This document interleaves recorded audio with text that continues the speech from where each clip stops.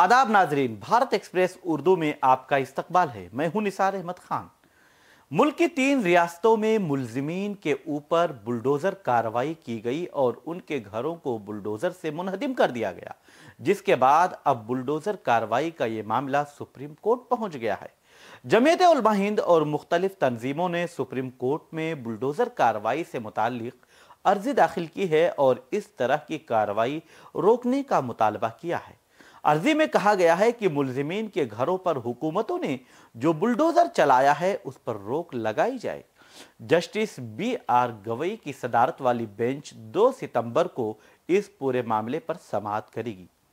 आपको बता दें कि जमीयत उलमा हिंद, मौलाना अरशद मदनी और मौलाना महमूद मदनी दोनों ग्रुप के अलावा कई और तंजीमों ने भी अदालत का रुख किया है। काबिल जिक्र है कि हाल ही में उत्तर प्रदेश, मध्य प्रदेश और राजस्थान में ऐसे हादसा सामने आए हैं जहां मुलजिमीन पर रियासती हुकूमत ने बुलडोजर कार्रवाई की है। इन हादसात का हवाला देते हुए बुलडोजर कार्रवाई के खिलाफ मामला सुप्रीम कोर्ट पहुंचा है। जमीयत उलमा हिंद ने अदालत में जो अर्जी दाखिल की है उसमें उन्होंने इल्जाम लगाया है कि बुलडोजर जस्टिस से अकलियती तबके बल्कि मुसलमानों को निशाना बनाया जा रहा है। सीनियर वकील दुष्यंत दुबे ने अदालत उज़्मा से इस अर्जी पर जल्द अज जल्द समाअत का मुतालबा किया है। प्रशांत भूषण ने भी इसी तरह का मुतालबा किया है और उन्होंने भी अर्जी दाखिल की है। यूपी की योगी हुकूमत ने कई मौकों पर बुलडोजर कार्रवाई की है। उनकी कार्रवाई पर इल्जाम लगता रहा है कि जब भी मुसलमानों से मुताल्लिक कोई मामला सामने आता है तो वो फौरन बुलडोजर एक्शन लेते हैं और पुलिस उनके घरों को मुनहदिम कर देती है।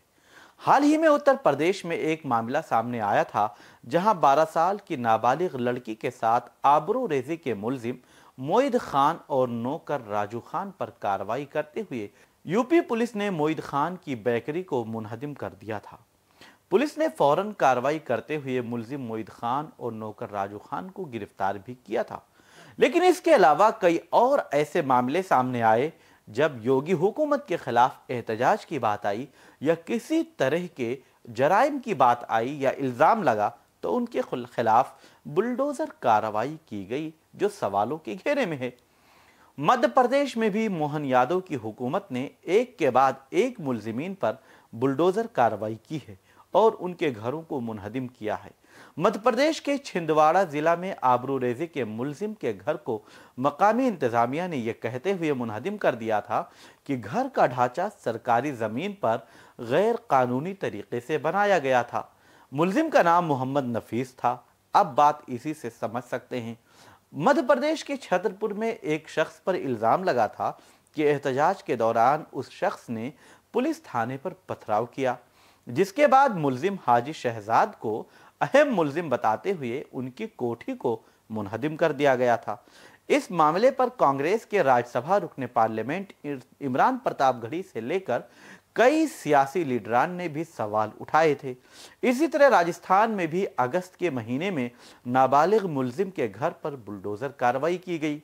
उदयपुर में एक अकलियती तबके से ताल्लुक रखने वाले 10वीं क्लास में पढ़ने वाले तालिब इल्म ने अपने क्लास के साथी पर चाकू से हमला कर दिया था, जिसमें उसकी मौत हो गई थी। जिसके बाद मुलजिम के घर वाले सालों से किराए पर जिस मकान में रहते थे उसको ये कहकर मुनहदिम कर दिया गया कि ये जंगल की जमीन है।